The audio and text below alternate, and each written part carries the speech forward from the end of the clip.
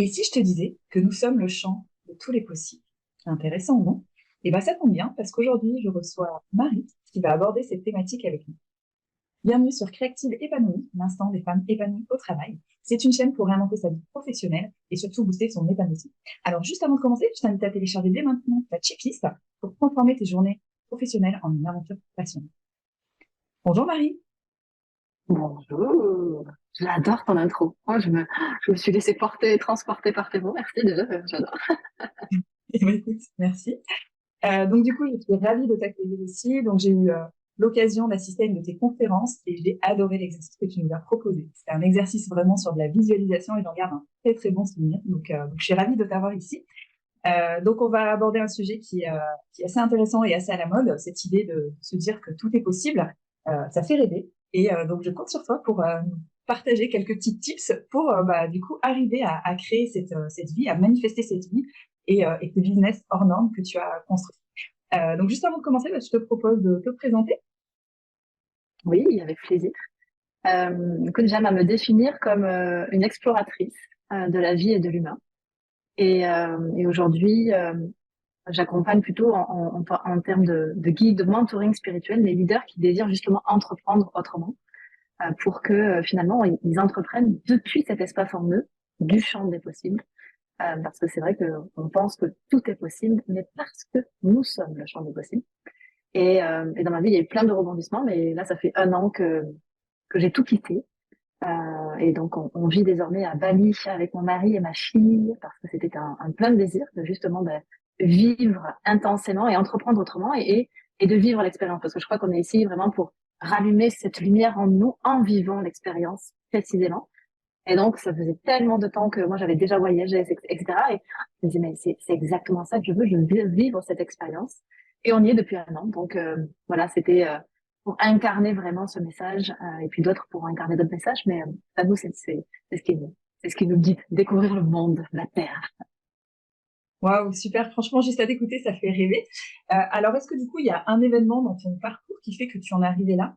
Oui, il y en a 2 précisément, mais qui ont été en jonction. Enfin, il y en a plein, mais ce qui m'a fait un grand déclic en tout cas et qui m'ont mis dans cette posture aujourd'hui d'accompagnement, de coach, c'est que moi, je suis dans l'entrepreneuriat depuis plus de 15 ans, donc j'ai plusieurs sociétés seule et avec mon mari. On a construit des équipes. J'étais vraiment aussi dans le déploiement des formations, etc. Et un jour, c'est parti complètement en cacahuète. Beaucoup d'émotionnel, et j'ai dit à mon mari, ok, là on a vraiment un problème.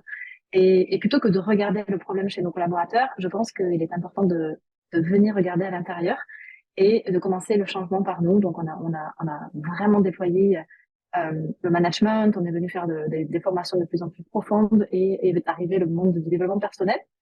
C'est finalement des choses qu'on mettait en pratique naturellement et qui sont venues comme dire, ah tiens, bah ça je le fais dans ma vie. Et je suis arrivée après vraiment dans ce monde-là, dans des gros séminaires, et je me suis dit, waouh, alors lui, il est sur scène, il dit exactement ce qu'il y a dans ma tête alors qu'on pense que je suis folle, et c'est un métier. Et donc, c'était comme, waouh, la révélation en me disant, waouh, tout ce que j'ai fait jusqu'à présent, c'était pour voir cet homme-là sur scène, cette conférence, l'engouement, alors qu'avant, on me dit, bah, arrête de te poser tant de questions, Marie. Et en fait, c'était juste moi. Et je me suis dit, OK, là, il y a une nouvelle possibilité qui s'offre à moi de pouvoir vivre de ce qui est en moi et de pouvoir tout rassembler. Et c'est comme ça, finalement, que j'ai dit à mon mari, OK, là, j'utilise toutes mes compétences. Merci pour cette belle expérience de cette société que nous avons créée ensemble.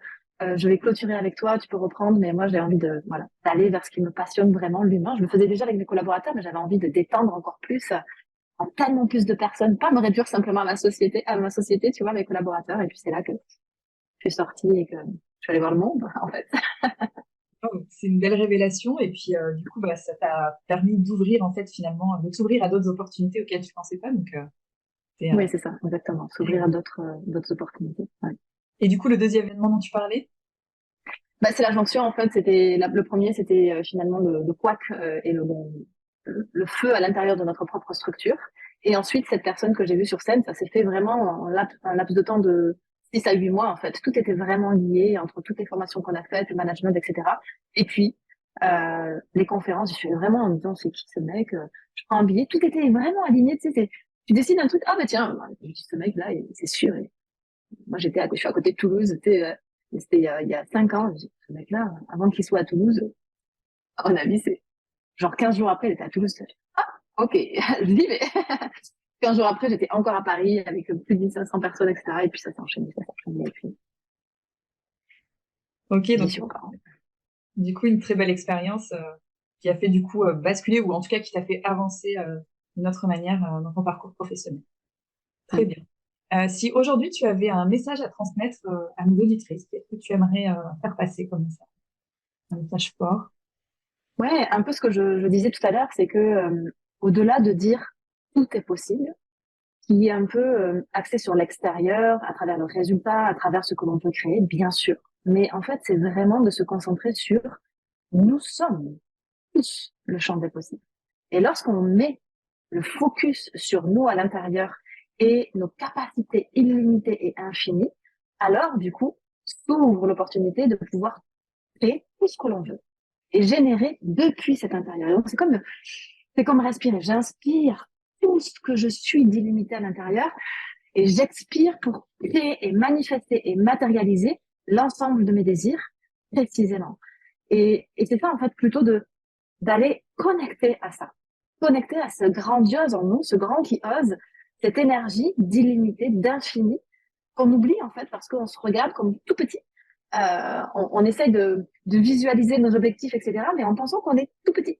Et donc finalement, lorsque on regarde nos grands objectifs en se regardant comme un être illimité, la perspective change parce que on se met au même niveau que ce que l'on veut à l'extérieur. Parce qu'en fait, quand on crée ce décalage de j'ai la sensation d'être tout petit, je suis pas assez, etc., je m'autorise pas, et que pourtant j'ai de grands objectifs, je suis pas au niveau de ce que je désire.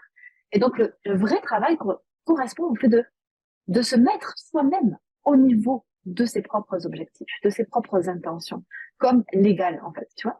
Et c'est là où, finalement, on grandit notre être, on grandit notre être, on grandit notre être, et nos désirs, ils deviennent comme l'évidence. Et ça devient facile, tu vois, à manifester, à réaliser, parce que c'est une fulgurance d'action complètement, euh, alors, j'utilise le mot aligné, mais c'est très subtil et c'est très différent en fonction de chaque personne de savoir qui est aligné, comment on est aligné, etc.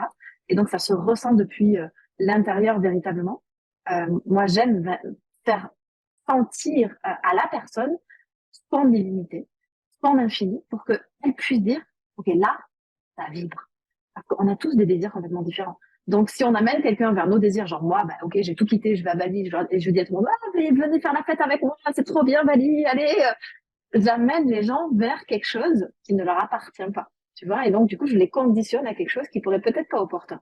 Moi, j'aime faire toucher l'illimité à l'intérieur de chaque personne pour qu'ils aient le choix de la vie qu'ils désirent créer. Et ça, c'est différent. Ok, j'aime beaucoup ton approche et surtout cette nuance que tu apportes dans l'idée de tout est possible, parce que ça, on en entend souvent parler d'ailleurs, c'est des thématiques qu'on a déjà abordées.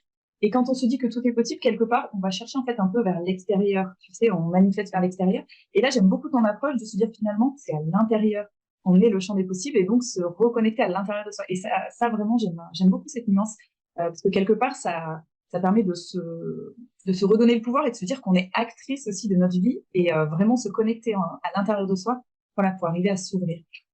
Et par rapport à ça, du coup, est-ce que tu as des conseils à nous partager pour vraiment arriver à se connecter à soi, à se faire grandir, comme tu dis, pour après pouvoir manifester cette vie hors norme?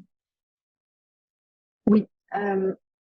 Moi, j'ai une vision différente de la manifestation et du coup de connecter avec son pouvoir. Généralement, on travaille à travers la pensée, parce que la pensée est créatrice. Mais effectivement, du coup, on est quand même dans un pilotage automatique. On est conscient que de 5% de ce qu'on réalise vraiment, parce que le reste est automatique. Donc, l'inconscient est quand même très fort. Et donc, c'est, quand on y pense, relativement compliqué d'aller observer des croyances inconscientes pour les faire émerger au conscient pour pouvoir les changer. Donc, c'est comme un travail infini, tu vois, de recherche en se disant, ah non, ça, c'est quelque chose qui ne me porte pas. Ah non, ça, c'est... Et du coup, je dis à mes clients, mais on peut y passer des années, en fait. Pour moi, du coup, il faut passer par le bas, par la terre. D'abord, c'est comprendre l'univers.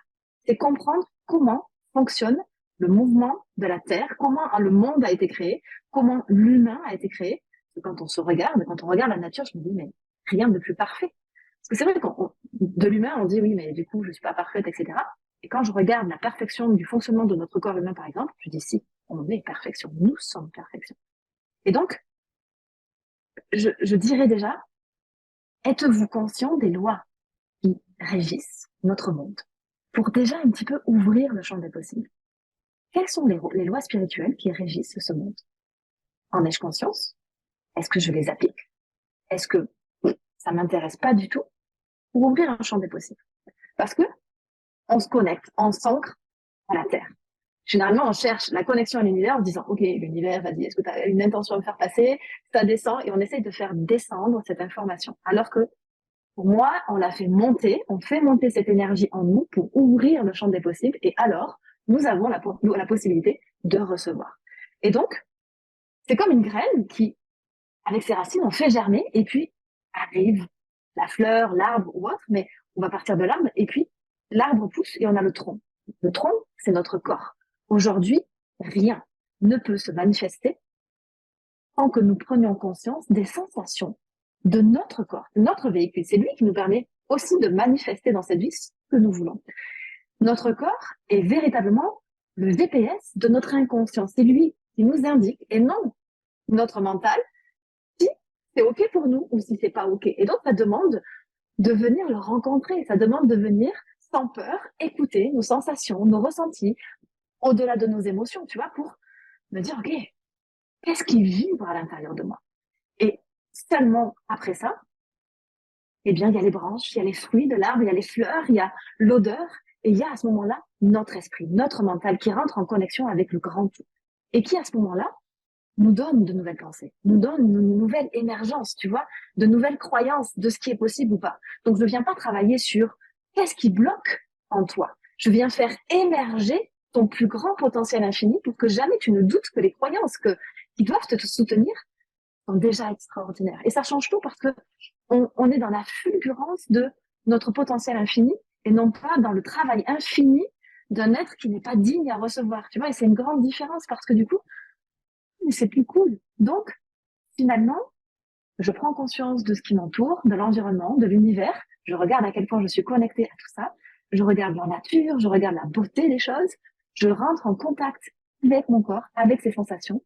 Et enfin, je nourris de nouvelles croyances qui me portent et qui vont soutenir tout ce que j'ai envie de créer. Et là, je me dis, OK, on est dans une énergie un peu différente. Je sais pas comment tu perçois ça. Bah, j'aime beaucoup ta métaphore déjà de l'arbre parce que moi je regarde beaucoup la nature justement, je me suis mise à vachement observer, je suis beaucoup dans la gratitude, dans l'émerveillement de tout ce qui peut se passer. Donc cette idée vraiment de se connecter en fait d'abord par le bas, de s'ancrer. Moi je fais souvent des méditations d'ancrage justement parce que je trouve que c'est hyper intéressant. Et oui, de commencer par le bas et puis cette idée de s'élever vers le haut pour après avec les petites branches avoir de nouvelles pensées, j'aime beaucoup cette idée en fait. Donc je trouve ça vraiment top. Et du coup, par rapport à cette idée, est-ce que tu aurais, par exemple, un petit exercice, une manière pour commencer, par quoi, comment on peut arriver à planter cette petite graine et arriver à vraiment s'ancrer au sol pour après pouvoir s'élever vers l'univers? La première chose c'est de se poser avec soi-même et avec justement ce qui nous entoure sans jugement. C'est pour moi un des premiers points à faire. C'est pour ça que souvent on médite, mais c'est simplement pour ramener le calme, pour venir écouter ce qui se passe à l'intérieur, pour respirer et pour venir simplement écouter ce qui nous traverse. Moi, je note tous les matins, je me lève, tu vois, 4h44 parce que c'est une heure qui me va bien, ça, dans mon cycle circadien, je vois le soleil se lever et après je vais faire mon sport, je pars à la salle, etc. Et je suis bien dans ce cycle, j'ai essayé plein de choses et ça me va bien. Et tu vois, le matin, je prends un temps, je bois beaucoup parce que je bois en fonction aussi de mon poids, donc pour vraiment rééquilibrer mon corps, etc. Et là, je prends mon cahier et j'écris avant toute chose et ensuite je me pose parce que c'est comme si, ok, je me demande ce qui se passe à l'intérieur, tu vois, et je rentre en contact aussi avec la magie de la vie. Parce que quand tu vois le lever du soleil, il y a une autre atmosphère, tu prends contact de la magie et de l'univers dans lequel tu es. Moi, c'est fou parce que à cette heure-ci de la matinée, du matin, et je veux pas rentrer dans genre, le morning live, etc. Tu vois, c'est pas dans le sens, je vous invite à mettre en pratique ça, c'est que moi, c'est ce qui me va bien et c'est le moment précieux que j'ai parce que quand tout le monde dort, il n'y a pas la pression de la conscience collective. Tu sais, ce brouhaha mental. Il n'y a que toi, tu vois. Et moi, je le sens. D'ailleurs, ici à Bali, il y a une journée particulière, ça s'appelle Nyepi, et ça commence, c'est lundi d'ailleurs. Je l'ai déjà vécu l'année dernière. Nyepi, c'est la journée du silence. C'est la journée où tout le monde s'arrête sur Bali. Plus d'électricité. Une journée où on jeûne et une journée où on est en silence. Et on reste chez soi, on n'a pas le droit de sortir. Donc il y a toute une culture, etc. là-dessus. Mais c'est impressionnant. Quand je me suis réveillée le matin de Nyepi l'année dernière, je l'ai senti, tu sais, un peu comme au Covid. Je ne sais pas si vous avez senti ça au moment du Covid. Il y avait tellement, ok, on vivait quelque chose qui était surprenant, qui était peut-être même effrayant, et en même temps, il se passait quelque chose que, comme le monde entier était concerné par ça, il n'y avait pas cette culpabilité de ne pas faire quelque chose. On était tous consignés à domicile. On ne pouvait pas sortir. On devait rester à l'intérieur. On ne pouvait pas vraiment travailler pour ceux qui n'avaient pas du coup de business en ligne, etc. Et donc, tout le monde était loti à la même enseigne, comme on dit. Et donc, c'est ça dissout toute culpabilité de se dire, ah, je reste chez moi, tu vois. Mais là, c'est pareil. Du coup, toute la conscience collective, tout le brouhaha mental, tout ce qui pourrait se dire et qui nous invite du coup à penser comme tout le monde, eh bien, ça n'existe plus à ce moment-là. Et le matin, pile poil, cette chose-là, au fur et à mesure où on rentre en conscience avec nous-mêmes, on arrive à le sentir. Oh, waouh! Parler de magie, tu vois. La magie arrive sur ton visage. Et bien là, on est en vraie connexion et du coup, on est vraiment en possibilité de rentrer en contact avec soi. Donc, je vous invite, quel que soit le moment de votre journée, à prendre ce moment où vraiment vous n'êtes pas relié à la conscience collective, c'est-à-dire à tout le brouhaha qui pourrait être environnement, et donc que ce soit avec votre famille, vos amis, etc., ou même avec, quand vous avez des perceptions plus subtiles, avec tout ce qui pourrait se dire dans l'invisible, et vraiment rester en conscience avec vous-même, respirer et prendre un temps aussi pour vraiment vous autoriser à vous dire, OK, comment je me sens aujourd'hui? C'est quoi les sensations qui me traversent ici et maintenant pour les accueillir? Parce que elles sont synonymes de quelque chose en vous, pour vous, avec un grand message. Et au fur et à mesure, on travaille cette subtilité pour affiner notre chemin de vérité. Et ça me fait grandement avancer et grandir. Waouh, bah écoute, merci pour ce conseil très intéressant. Je vais le tester dès demain. Dans ce que tu dis, en fait, ce moment de silence, on a vraiment l'impression, en fait, que c'est. Tu parlais du Covid, que c'est comme si le monde était au ralenti, en fait. Et quand tu parles de conscience collective, on sent vraiment que là, voilà, dans le silence, il y a tout qui s'apaise et c'est vraiment son moment pour toi, en fait. C'est se reconnecter avec soi et ça, j'aime beaucoup. Donc, tu vois, je vais le tester dès demain, ce petit temps de silence. Je sais que moi, le matin aussi, j'aime bien avoir un petit temps. Alors, c'est pas forcément un temps de silence, mais c'est plus en mode méditation que je le fais. Mais c'est vrai que c'est hyper appréciable de commencer sa journée par un petit temps tranquille pour soi. Donc merci pour cet exercice. Très bien. Et ben, est-ce que tu veux rajouter autre chose? Qu'est-ce que je pourrais vous dire? Arrêtons de se prendre la tête. Revenons à la simplicité. Le luxe, pour moi aujourd'hui, c'est la simplicité. Et je crois que c'est ça. Honorer la vie, c'est honorer que finalement, elle est facile. Et c'est nous qui la compliquons. Donc, foutons-nous la paix. Regardons comme exemple la nature. Regardons comment ça fonctionne. Et soyons à l'intérieur de ce processus-là et vous verrez que du coup, ça facilite bien les choses. Ok, bah écoute, merci pour ce message de la fin. C'est vrai que revenir à l'essentiel, à la simplicité, en fait, c'est des choses dont on entend beaucoup parler en ce moment. Et je pense que c'est vraiment super important, plutôt que de se polluer avec plein de choses, avec une vie effrénée qui va à 200 à l'heure. C'est voilà, cette idée, finalement, tout se rejoint, cette idée de silence, de se reconnecter à soi, en fait, pour justement pouvoir après grandir, s'élever, aller en direction du lumière. Et vraiment, ouais, voilà, revenir sur les bases, en fait, l'essentiel, la nature, la simplicité, pour pouvoir grandir après. Parfait. Bah, écoute, merci beaucoup, Marie. Juste avant de terminer, est-ce que tu peux nous dire où est-ce qu'on peut te retrouver? Oui, vous pouvez me retrouver principalement sur Facebook. Je suis moins présente sur Instagram, mais je suis très présente sur Facebook. Et sur Facebook, vous avez tous les liens si vous retrouvez les newsletters, etc. C'est là principalement. Ok, bah parfait. De toute façon, je mettrai les liens en bas. Merci beaucoup. Et puis, je te dis à très bientôt. À très bientôt. Merci. C'est maintenant la fin de cet épisode. Merci d'avoir écouté jusqu'au bout. Si ça t'a plu, abonne-toi à ce podcast pour ne rien rater. Et pour me soutenir et m'encourager, je t'invite à mettre de belles étoiles en notation ou un commentaire sous l'épisode. Et pour continuer à me suivre, rendez-vous sur mon blog créative-épanouie.fr où chaque semaine, je partage des articles inspirants. Merci et à bientôt!